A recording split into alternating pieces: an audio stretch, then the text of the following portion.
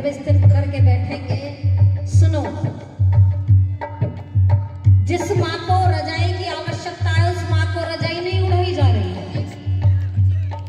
भोजन की आवश्यकता है, भोजन नहीं कराया जा रहा। मैं एक सत्य घटना आपको बताती हूँ। मेरठ जिले के अंदर एक गांव है राड़धना, ये उस वहां की बिल्कुल सत्य घटना है जो मैं आपको बताऊंगी। वहां मेरी बुआ सास है, वो इस घटना को बता रही थी। वो बता रही थी कि एक महिला ऐसी है जो अपनी सासू को भोजन नहीं देती थी, और भोजन देती तो कौन सा देती, जो बासी बच जाया करता था ना उसको देती थी। वो बहुत परेशान किया उसने अपनी सासू को। पर आपने एक चीज नोट की होगी, जो पोती पोते होते हैं ना वो दादी दादा से बहुत प्रेम करते हैं। ये मैंने भी नोट किया है। दादी दादा से पोती पोते बहुत प्रेम करते हैं। अच्छा करते हैं, यहाँ नहीं करते, हमारे घर तो बहुत करते हैं। दादी दादा से बहुत प्रेम करते हैं और दादी दादा भी बहुत प्रेम करते हैं। उनकी एक पोती थी, यानी उस बहू की बेटी थी। वो ला करके माँ को भोजन देती है तो माँ उसको मारती है और धमकाती है और कहती है भोजन नहीं देना, इसके लिए मेहनत नहीं करती हूं मैं। लड़की डर के कारण भोजन नहीं दे रही, लेकिन लड़की एक काम किया करती थी। जब माँ जाती ना खेत पर या पशुओं के चारे के लिए घेर में जाती है तो वो लाइट जाती है। आपका समय थोड़ा सा बढ़ा दो। आत्मा की खुराक होती है ये शिशु। जनरेटर चालू हो गया जी। वो बेटी ये काम करती है, जब माँ चली जाती है तो पीछे छुप करके अपनी माँ से अपनी दादी को गरम गरम भोजन बना करके देती है, दूध पिलाती है। माँ से पूछती है, माँ बोलती है हलवा खाना, तो हलवा भी बना के खिलाती है पोती। तो देखो आपने देखा होगा कौन सा आशीर्वाद देती है दादी, दूधो नहाओ देती है कि नहीं देती है आशीर्वाद। ये लड़की उसको स्वयं स्वीकार कर रही है। इस समय वो उत्तराखंड के अंदर है। मालूम है वो बेटी क्या कहती है, आज जो मैं कुछ हूँ ना वो केवल दादी के आशीर्वाद के कारण हूँ। उसका पति बहुत अच्छा है, उसके बेटे बहुत अच्छे हैं, उसके घर में गाय भी रहती है। वो लड़की स्वयं कहती है जो जो आशीर्वाद मेरी दादी ने मुझे दिया था वो सारा आशीर्वाद मुझे फलीभूत हुआ है। वो की बेटी तो बहुत खुश है, लेकिन माँ बड़ी परेशान होकर के मरी थी। क्यों?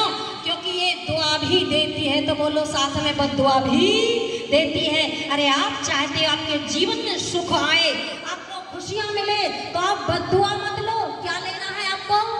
दुआ लेनी है। तो दुआ लेने के लिए क्या करना पड़ेगा? सेवा करनी पड़ेगी कि नहीं करनी पड़ेगी? अरे माँ से पूछो, माँ आपको क्या खाना है, अपनी मर्जी से मत बनाओ। माँ कहे मुझे ये खाना है, वही भोजन बनाना चाहिए। ध्यान रखना, जैसा जैसा तुम करोगी वो परम पिता परमात्मा तुमको वैसा वैसा देगा। अरे और ज्यादा देगा, तुम करके तो देखिए। लेकिन आपने जाना ही नहीं, जो ऋषि ने लिखा है ना 5 देवता, ऋषि ने क्या लिखा है? 5 देवता, जिसको कहा है पंचायतन पूजा। अच्छा यहाँ भी होती है कि नहीं होती पंचायतन पूजा? करते कि नहीं करते? जो जो अपने घर, अच्छा कितने लोग हैं जो अपने घर में सुख और शांति लाना चाहते हैं? वो हाथ उठाना। अच्छा सब चाहते हैं, सभी चाहते हैं सुख और शांति आएगी। लेकिन गाना सुनो फिर समझ में आएगा वो आएगी कैसे। आपको आज व्रत लेकर के जाना है, जिस घर के अंदर 5 देवताओं की पूजा होगी वहां सुख मिलेगा। तो सुनो क्या बताया है। ये कौन है माँ? हो व्रत लो पूजे 5 देवता, तब ही सफल होए सत्संग। हो व्रत लो पूजे 5 देवता, तब ही सफल होए सत्संग। सफल होए सत्संग हमारो, सफल होए सत्संग। हो व्रत लो पूजे 5 देवता।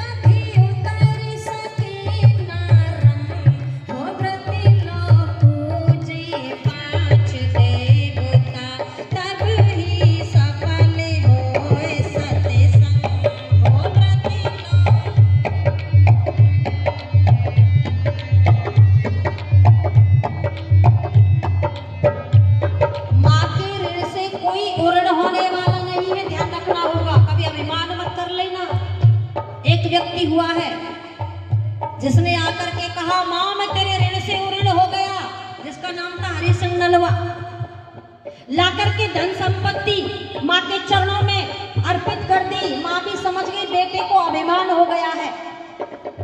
माँ ने कहा, हाँ बेटा ठीक है, तू मेरे ऋण से ओरण हो गया, पर क्या तू एक काम कर सकता है? बोले हाँ माँ बोलिए। बोले क्या रात्रि को मेरे पास सो सकता है? माँ बेटे ने कहा, माँ क्यों नहीं सो सकता, मैं तेरा बेटा हूँ, तेरे पास में सो जाऊंगा। रात्रि को बेटा सोता है, पर जैसे ही बेटा सोया बेटे को नींद आई, माँ को सोना नहीं था। माँ ने कहा जैसे ही बेटे को नींद आई, बोले बेटा एक गिलास पानी देना। बेटे ने कहा जी माँ जी, अभी लेकर के आता हूँ। बड़े सम्मान के साथ वो बेटा जाता है, माँ को पानी ला करके देता है और अपने स्थान पर लेट जाता है।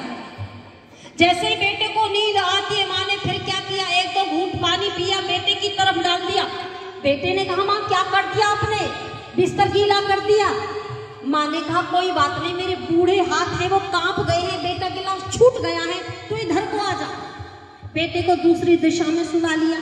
जैसे ही बेटे को नींद आई, फिर कहती है माँ बेटा एक गिलास पानी लेकर के आना। तो अब की बार झुंझला करके उठा है, अब की बार झुंझला करके कहता है दिमाग खराब करके रख दिया, पता नहीं क्या खा करके सोई थी, लाओ लेकर के आता हूँ।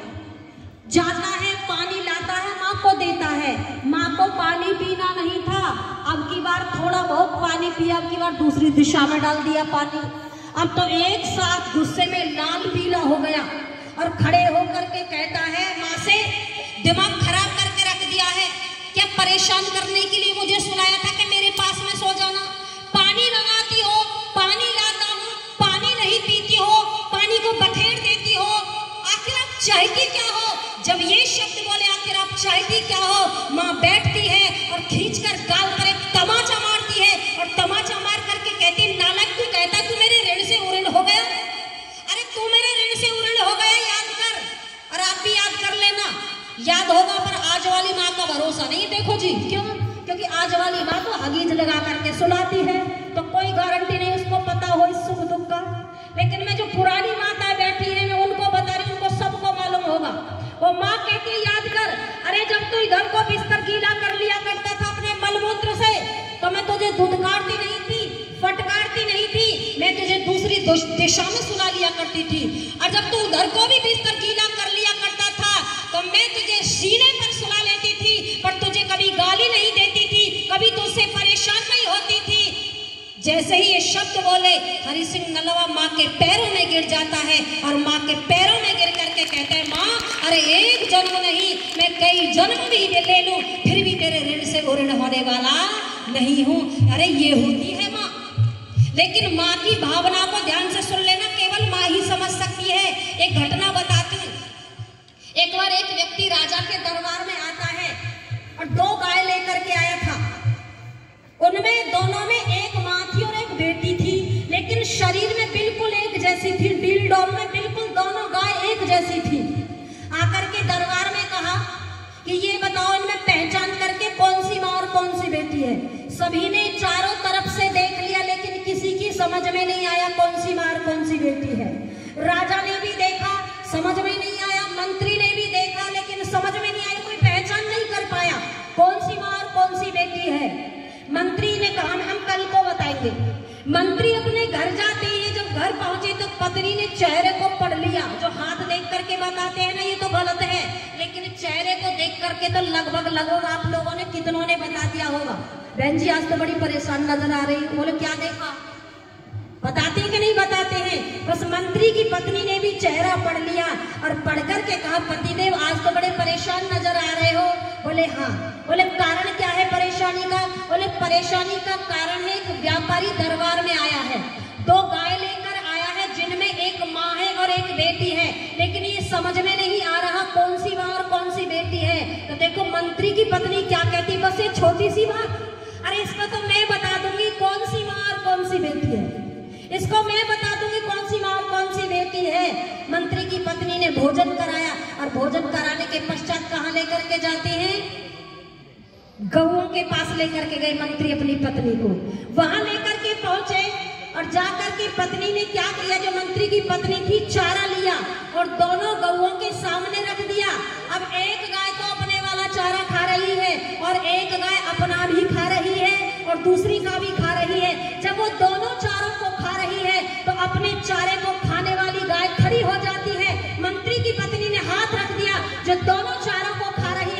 वो बेटी है, और जो अपना भोजन त्याग करके खड़ी हो गई है वो माँ है।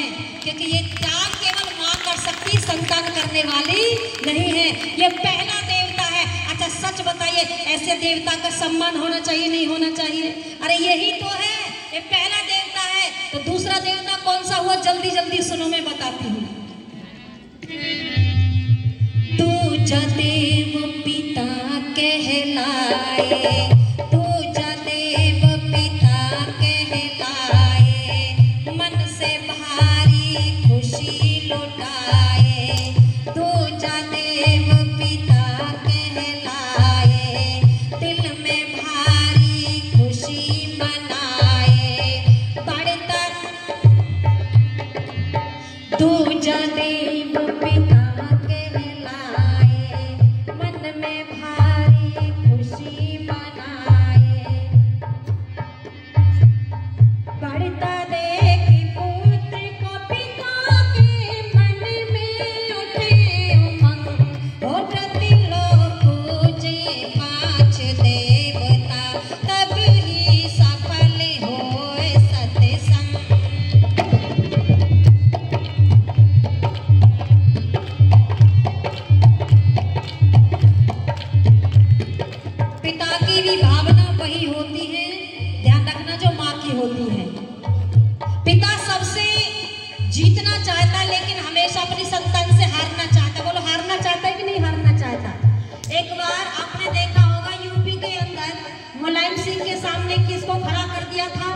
उसी के बेटे अखिलेश को कर दिया था। वैसे ही एक चुनाव एमएलए के चल रहे थे, पिताजी के सामने बेटे को खड़ा कर दिया। बेटे से कहा तेरा पिता कुर्सी छोड़ने को तैयार नहीं है, अब की बार तू खड़ा हो जा, अब की बार तू खड़ा हो जा, मैं जल्दी जल्दी बताती हूँ। बेटा खड़ा हो जाता है, लेकिन लोग दो मुंहे होते हैं। अब पिता की तरफ आते हैं और आकर के कहते हैं अब तक तो आप एमएलए हुआ करते थे, अब तो आपका बेटा एमएलए बन जाएगा। तो देखो पिता हताश नहीं हुआ, उदास नहीं हुआ, निराश नहीं हुआ, बल्कि क्या कहता है, सीना ठोक करके बड़े स्वाभिमान के साथ कहता है ये तो मेरे लिए और सौभाग्य की बात होगी। अरे जिस दिन मैं एमएलए बनकर के आया करता था तो सिर्फ एमएलए कहाया करता था, और अब मेरा बेटा जब एमएलए बन करके आएगा तो मैं एमएलए नहीं कौन बन जाऊंगा, एमएलए का बाप बन जाऊंगा। अरे मेरा तो प्रमोशन हो जाएगा। अच्छा ये भावना किसकी होती है? ये पिता की होती, भाई की नहीं होती, किसी और की नहीं होती है। इसलिए बहुत सुंदर, लेकिन स्थिति बड़ी खराब हो गई है और समझ में कब आता है। मैं बिल्कुल एक सत्य घटना बताऊंगी, आपको समझ में आ जाएगा। आर्य जगत के बहुत उच्च कोटि के विद्वान हैं आचार्य शिवदत्त पांडे जी। ये घटना उनके जीवन की वो बता रहे थे। मेरा एक शिष्य था, मैं उससे मिलने के लिए जाता हूँ, और जैसे मिलने के लिए गया था उसके घर में कुछ काम चल रहा था। जून का महीना था, उसके पिताजी वार्तालाप कर रहे, वो छत पर काम कर रहा था। वो बताते पिताजी को बड़ी बेचैनी सी होती है। वो बेटे से जाकर के कहते बेटा तू नीचे आ जा, बहुत धूप हो रही, तू बीमार हो जाएगा। बेटे ने कहा नहीं पिताजी आप जाकर के बैठ जाइए, बात कीजिए, मुझे काम करने दो। आचार्य जी कह रहे वो फिर थोड़ी देर के पश्चात बेचैनी सी होती है, वो फिर जाते हैं। जाकर के फिर कहा अरे बेटे नीचे आ जा, बहुत गर्मी हो रही है।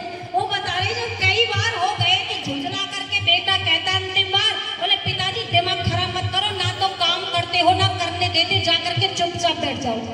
जब ये कहा तो आचार्य जी कह रहे थे पिताजी को बुरा नहीं लगा। मालूम है पिता क्या करता है? अंदर जाता है, एक छोटे से बच्चे को लाता है और ला करके बाहर धूप में खड़ा हो जाता है। अब ऊपर वाले ने उसको देखा, ही उसी का बेटा था। अब ऊपर वाले ने कहा पिताजी क्या करते हो? बोले क्या करता हूँ? बोले मेरा बेटा बीमार हो जाएगा, इसको अंदर लेकर के जाइए, इसको धूप लग रही है, बहुत तेज धूप हो रही है। पिताजी ने कहा मेरा बेटा भी तो बीमार हो जाएगा, मेरा बेटा भी बीमार हो जाएगा। उसने कहा इसे अंदर लेकर के जाओ। पिता ने कहा जब तक मेरा बेटा अंदर नहीं जाएगा तेरा बेटा भी अंदर जाने वाला, तेरा बेटा भी अंदर जाने वाला नहीं है। वो समझ गया जो तकलीफ मुझे हो रही है वही मेरे पिता को हो रही है। मुझे देख करके वो पिता से आकर के माफी मांगता है और अंदर अपने पिता को लेकर के जाता है। मेरी माताओं बहनों, इनके ऋण से हम कभी ऋण होने वाले नहीं हैं, ध्यान रखना होगा। स्थिति बहुत खराब है। आइए मैं जल्दी जल्दी अपने आप बीच में आपकी बात को रखती हूँ और पांचों देवता पूरे करती हूँ ऐसे जल्दी जल्दी। एक घटना और बताती हूँ और अच्छा लगेगा।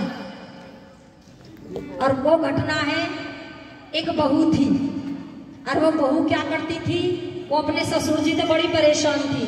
सब कान खोल करके सुन लेने हैं, बहू भी बैठी है। बड़ी परेशान थी बहू अपने ससुर जी से। सासू माँ थी नहीं। एक दिन अपने पति से कहती, सुनते हो जी? बोले सुनाओ। ये जो आपके पिताजी है ना, ये बरामदे में सोते, मुझे पर्दा करना पड़ता है। एक काम करो, अपने पिताजी की चारपाई को बाहर चबूतरे पे डाल दो। बेटे ने कहा एक बार पूछता हूँ। बेटे ने पूछा, पिताजी आपकी चारपाई को चबूतरे पे डाल दे तो कैसा रहेगा? पिताजी ने कहा कोई बात नहीं, मेरी चारपाई को चबूतरे पे डाल दे। चबूतरे पे चारपाई को डाल दिया। कुछ दिन के पश्चात वो बहू फिर कहती है, सुनते हो जी? बोले सुनाओ। बोले तुम्हारे पिताजी हैं, यही थूकते हैं, खांसते हैं, गंदगी फेंकते हैं, आने जाने वाले लोगों को बड़ी दिक्कत होती है। एक काम करो, अपने पिताजी की चारपाई को जो खेत पे पीपल है ना, वहां पहुंचा दो। जब ये कहा खेत पर पीपल है वहां पहुंचा दो, तो बेटे ने कहा एक बार पूछता हूँ। पिताजी से पूछा, पिताजी आपकी चारपाई को खेत पर डाल दे तो कैसा रहेगा? पिताजी ने कहा कोई बात नहीं, तो मेरी चारपाई को खेत पर डाल दे पीपल के नीचे। वो बेटा चारपाई लेता है, बिस्तर लेता है, पिताजी को लेता है। मेरी माताओं कहाँ पहुंचा? खेत पर पीपल के नीचे। चारपाई को बिछा दिया, बिस्तर को लगा दिया। कान खोल करके सुन लेना, जैसे ही बिस्तर को लगाया, पिताजी को बिठाया और बिठा करके वो चला बेटा वहां से। पिताजी अब यही रहना है आपको। कुछ ही कदम चला था कि पिताजी बड़ी तेजी के साथ हंसते हैं और फिर पिताजी रोने लग जाते हैं और फिर पिताजी चुप हो जाते हैं। बेटे को बड़ा आश्चर्य हुआ, पहले पिताजी हंसे, फिर रोए, फिर चुप हो गए। आखिर कारण क्या है? जब आया पिताजी के पास, पिताजी कारण बताइए। पहले आप बहुत तेजी के साथ हंसे, फिर रोए, फिर चुप हो गए। पिताजी ने मना किया, कोई कारण नहीं, तू घर जा। लेकिन बेटा जिद कर जाता, कोई ना कोई कारण तो अवश्य है, ये स्थिति एक साथ पैदा होने वाली नहीं है।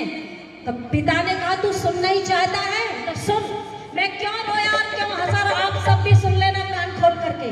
वो पिता कहता है तू सुनना चाहता है तो सुन, मैं इसलिए हंसा और इसलिए रोया, कभी तेरी माँ के कहने से अपने पिताजी की चारपाई इसी पीपल के नीचे लेके आया था। और बेटा रोया इसलिए हूँ, बचना तू भी नहीं है, तेरी भी चारपाई इसी पीपल के नीचे आनी है। जब ये कहा तो बेटे ने कहा पिताजी खड़े हो जाइए। पिताजी को खड़ा किया, बिस्तर को लपेटा, चारपाई को लिया और आज पिताजी का बिस्तर मालूम है कहाँ बिछाया था? जो उसकी पत्नी का सबसे सुंदर बेडरूम था, वहां जाकर के पिताजी के बिस्तर को लगा दिया। पत्नी ने कहा रे करते क्या हो? ना पीपल रहा, ना बरामदा रहा, ना चबूतरा रहा, मेरे रूम में घुसा दिया। बोले तू चुप हो जा, तेरी बहुत सुनता हूँ, आज सुनने वाला नहीं। क्यों? क्योंकि मुझे अपनी चारपाई पीपल के नीचे नहीं पहुंचानी, तुझे पहुंचानी है तो तू कर ले ये काम।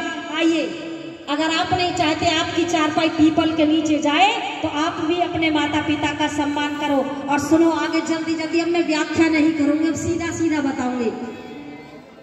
तीजा देव गुरु कहलाए, तीजा देव गुरु कहलाए, उच्च पदों तक शिष्य पठाए, मन में भारी खुशी मनाए, बढ़ता देख शिष्य को गुरु जी के मन में उठे उमंग, हो व्रत लो पूजे पाँच देवता। तब तीसरा देवता हो गया गुरु। गुरु का माने आशाराम के लिए नहीं कह रही हूँ, जो आचार्य हैं विद्वान उनके लिए कह रही हूँ, जो आचार्य हैं, जो गुरुकुलों में अपने आचरण से शिष्यों को बना रहे हैं। आइए मैं ज्यादा व्याख्या नहीं करें, अब सुनो। अगला जो देवता है, तीन देवता हो गए, माता पिता और आचार्य। और चौथा देवता कौन सा है? अतिथि। कौन सा देवता? अतिथि देवता होता है। अतिथि किसको कहते हैं? कुछ कहते हैं जो बिना तिथि के आ जाए।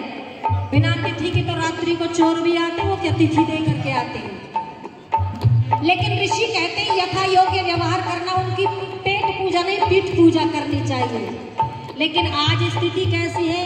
जब घर में अतिथि आए ना तो मालूम है आज क्या होता है? मेरी माताओं ईमानदारी से बताना, और एक घटना सत्य बताऊंगी।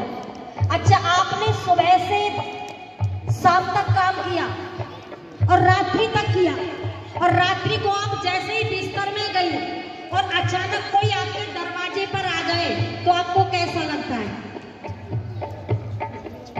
हंस रही है, मुझे मालूम है सबको यही लगता है, ज्यादातर कुछ ही अच्छी देवी है। ये घटना अलीगढ़ की है, ये सत्य घटना, ये भी आचार्य जी जो शिवदत्त पांडे उनके जीवन की है। वो बता रहे थे कि मुझसे कहा कि आचार्य जी कभी आप यहाँ आओ तो हमारे घर आना। उन्हें अलीगढ़ वहाँ कार्यक्रम था, वहाँ पहुँच गए। रात्रि का समय था, आचार्य जी ने दरवाजा खटखटाया और जैसे ही दरवाजा खटखटाया तो मालूम है घर की देवी ने दरवाजा कैसे खोला? इस समय कौन मरा? आचार्य जी ने कहा इस समय हम ही मरे। वो बता रहे अगले दिन तक महिला नजर नहीं आई। अरे कौन विद्वान आपके दरवाजे पर आ जाए, कभी ऐसा कहकर के दरवाजा मत खोलना, हाँ जानकारी के बिना भी मत खोलना। इसलिए बहुत सुंदर का क्या बताया, चौथा देव अतिथि बताया, जो विद्वान तुम्हारे घर आया, उसने सदे उपदेश बताया, उसने सदे उपदेश सुनाया, बता गई गृहस्थ आश्रम की मर्यादा ना हो व्रत लोगों जे पाँच देवता। जल्दी अंतिम देवता कौन है? पति। कौन है अंतिम देवता? पति। पर कई बार पति बहुत खुश हो जाते, बोले हम तो देवता बन गए। पर ध्यान रखना, यहाँ ऋषि कहते हैं पत्नी के लिए पति देवता है और पति के लिए पत्नी देवी है। जहाँ देवी देवता बन करके चलती उस घर के अंदर सुख और शांति आती है, और जहाँ पत्नी चले पूरब को और पति चले पश्चिम को, वहाँ सुख नहीं आएगा। एक देवी जी थी, उसने कहा अपने पति से मुझे गंगा स्नान के लिए जाना है। पति ने कहा चलो, गंगा स्नान के लिए गई और जैसे ही गंगा में नहाने के लिए वो अंदर प्रवेश होती है, वो उल्टा चला करती थी हमेशा। अंदर जैसे ही प्रवेश होती, पति ने कहा देवी जी बाहर नहाना, अंदर मत जाना। देवी जी कहती अब तक तो मैं बाहर ही नहाती, अब तूने कह दिया बाहर नहाने वाली नहीं, अंदर ही नहाऊंगी। वो जल्दबाजी में बेचारा फिर भूल गया। उसने कहा अंदर तो नहाएगी, लेकिन देवी एक काम कर लेना, जंजीरों को पकड़ लेना। बोली अब तक तो मैं जंजीर पकड़ कर ही नहाती, अब तूने कह दिया जंजीर पकड़ने वाली नहीं हूँ। अच्छा क्या होगा, डूबेगी कि नहीं डूबेगी? वो डूब जाती है। पति ने शोर मचाया, मेरी पत्नी को बचाओ, मेरी पत्नी को बचाओ। अच्छा पत्नी को किधर ढूंढेंगे? जिधर पानी जा रहा है, लेकिन उसके पति ने कहा आप गलत दिशा में ढूंढ रहे हैं, उधर नहीं मिलेगी, जिधर पानी जा रहा है उधर मिलेगी, जिधर से पानी आ रहा है। इसलिए अंतिम में बहुत सुंदर बताया, पंचम पत्नी का देव पति हो, पति को पत्नी श्रीपति हो, बढ़े प्रेम की प्रबल गति हो, धनी राम बेधड़क कहीं वहाँ बढ़े प्रेम की गंगा हो, व्रत लोगों जे पाँच देवता, तब ही सफल होए सत्संग, सफल होए सत्संग, हमारो सफल होए सत्संग, हो व्रत लोगों जे पाँच देवता, तब ही सफल होए सत्संग, हो व्रत लोगों जे पाँच देवता, तब ही सफल होए सत्संग। आप चाहते हैं आपके घर में सुख और शांति आए, तो आइए अपने घर में पंचायतन पूजा को स्थापना करेंगे, उसकी पूजा करेंगे। सभी ने मेरी बातों को ध्यानपूर्वक सुना और मेरा उत्साहवर्धन किया। इधर से हमारे दादाजी ने किया है, एक माताजी ने किया, उनका धन्यवाद करते अपनी वाणी को विरामती हो शब्द। और बहुत धन्यवाद बहन जी का। पंच यज्ञों के बारे में, पंचायत देवताओं के बारे में आपको बहुत सुंदर ढंग से बताया। नहीं, धीरे धीरे भोजन चलता रहेगा, अभी कार्यक्रम कंटिन्यू चलता रहेगा। अभी थोड़ा सा मेरे सामने दान की सूची आई हो।